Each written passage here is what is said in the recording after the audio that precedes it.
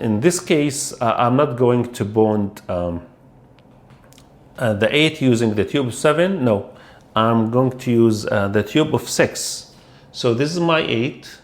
So sometimes you don't have the complete dentition.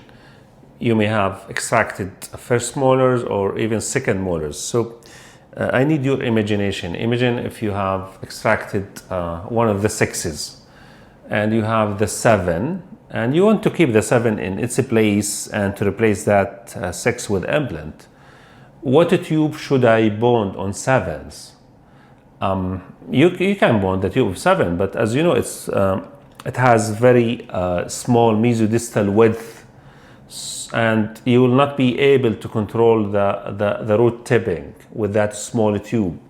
So my recommendation or my tip, if you have extracted molars like 6 or 7, or 6, in this case you will see with me that we will extract the 7 and I will bond the 8.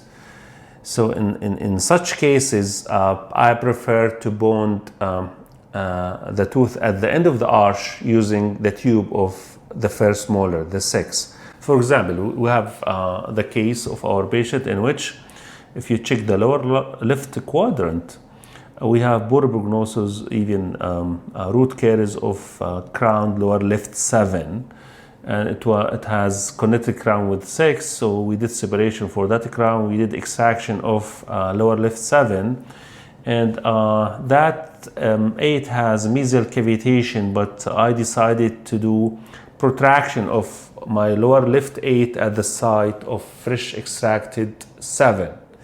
So this is the site after extraction, and in this case I'm not going to bond the 8 using the tube of 7. No, I'm going to use the tube of 6. So this is my 8, and we bonded that 8 using the tube of 6. So it has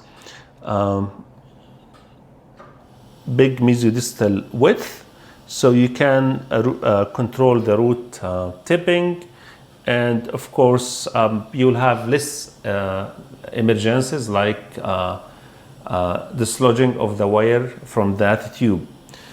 So this is the case in which we bonded the 8, and I started my protraction of that tooth, and this is the final X-ray. So we were able to protect our wisdom tooth because we used that tube.